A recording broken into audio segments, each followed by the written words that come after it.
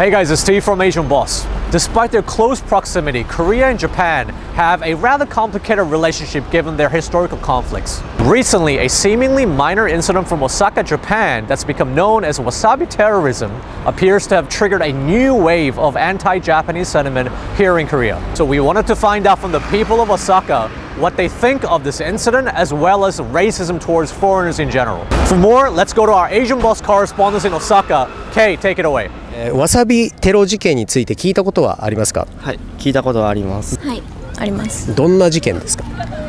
大阪にあるお寿司屋さんで中国人とか韓国人のお客さんにわさびを大量に入れたお寿司を提供するっていう。この事件についてどう思いますか？そんなに大したことではないと思っています、個人的には。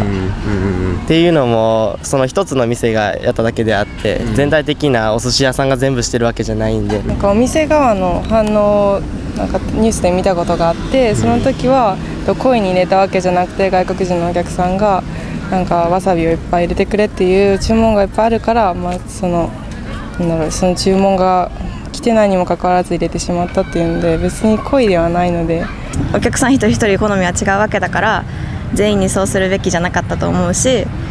たとえわさび大量に欲しいって言っても中にいっぱい入れて出すんじゃなくて外付けというか横につけるとかいう出し方があったんじゃないかなって思います。話によってはあんまりそういうふうに韓国人とか中国人のことあんまりよく思ってなかったみたいで、例えば、韓国人の人をチョンって言ったりとか、なんかそういうふうなことも寿司屋さんの方は、確認できてないとは言ってるものの、なんかそういう話もあるんですね。ネタにそのわさびを大量に入れるいうのはちょっと話は違うと思うけどね、好き嫌いはまた別の話で、自分ら商売しとんねんからな、そのお客さんでおかげで食べとんねんからやね。そこの一軒の寿司屋さんでちょっと人種差別的なことがあったとして、今までに日本と韓国、韓国中国と衝突してきた歴史的な背景とかも含めて、日本人はこの2カ国について一般的にどういうふうに感じてると思いますか？私の世代だと多分あんまり偏見持ってる人いないっていうか、むしろ韓国だったら韓流スターであったりそういうアイドルグループとかのそういうイメージが強くて、 K-POP とか、そういう文化も日本で人気だからそういう因縁もあるけど、両親世代やったらもう韓国人は全員整形してるみたいな、なんかそういうステレオタイプは多いと思います。韓国っていう国に対しては嫌悪感みたいなものを一般的に持ってるんかなって。でも韓国人一人一人に対しては悪いイメージは持ってなくて、なんか他の外国の国の人とかよりかは仲良くなりやすい対象なのかなって思います。逆に中国はどんな感じですかね？人によるんじゃないっていう解釈ですね。なんか一般的にはどんな感じなんですか？一般的では、マナーが悪いとか、普段の話す声が大きいとか、中国人のマナーがみたいなニュースもすごく日本のメディアが好き好んで流してるので、なんか中国人はマナーが悪いみたいな偏見持ってる人も多いと思うし、普段こうやって中国人の人とか韓国人の人とかに接してない人らはやっぱりそういう風に報道されたりとかツイッターに流れてるのを見て見てたらやっぱそういう風に思ってしまうのは仕方ないと思うんですよね。日本とかをその韓国人とか中国人の人から見たらどういうイメージを持たれてると思いますか？マイナスだとすごくニュースでいくとその行き過ぎた報道であったり、でいいような報道だとなんか親切だとかおもてなしだとかっていうところで、実際のそういう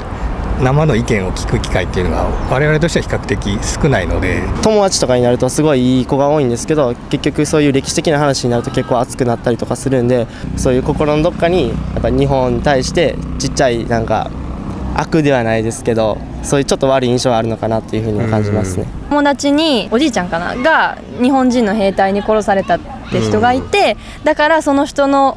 ご両親も日本人のことすごい嫌いだし、でそうやって教育されたから、その子も私とだから日本人普通に仲良くできるけど、でも心の奥ではやっぱり認めることができひんし、日本に旅行に行くのもなんか足が重いみたいなことを言われたことがあって、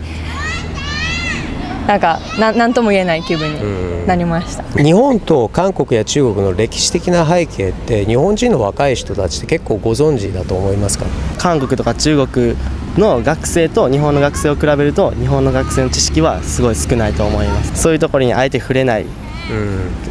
そういうバックグラウンドがあるので、日本が侵略してそっちの地方のと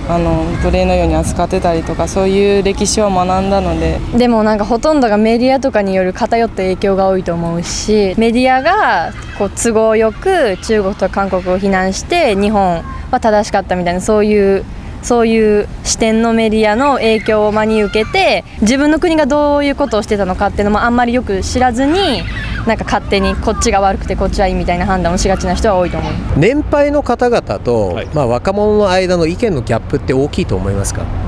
大きいと思います。僕らはもうなんていうんですか、見てきてないんで、その歴史も知らないし、でもやっぱり年配の人はやっぱりそれなりに、体験じゃないですけど、やっぱり経験でものを言うところがあるんで、父親とか親世代だとなんか意見が違うんで、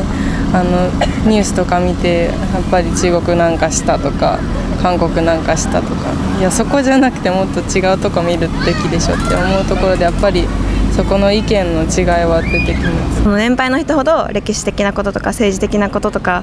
メディアからある種操作されてる部分が多分あるからいいイメージがないみたいな人が多いと思うけど、若い人はそこまで悪いイメージはないんかな。韓国の在日の方に対して僕のおじいちゃんの世代はそこら辺の子らと遊ぶなとか、息子は韓国人のとか中国人と結婚するなみたいな、そういうのはあったりはしますね。別にそんなステレオタイプな発想なんて絶対いらないと思うんで、私たちは大学にも留学生たくさんいるし、で私みたいに留学経験とかある子も増えてきてる中で直にフェイス2フェイスで外国人の方と接することが多いから、やっぱそういう距離感がやっぱり年配の方の世代より近いと思うんですね。で逆に私たちの親世代みたいな人、実際に会ったこともないし、そういう経験がない、直に外国人の方と触れ合うっていう経験がないから怖いって、外から来た人っていう怖いっていうイメージもあるだろうし、やっぱ知らないっていうのは大きいと思う。知らないっていう怖さはあると思います。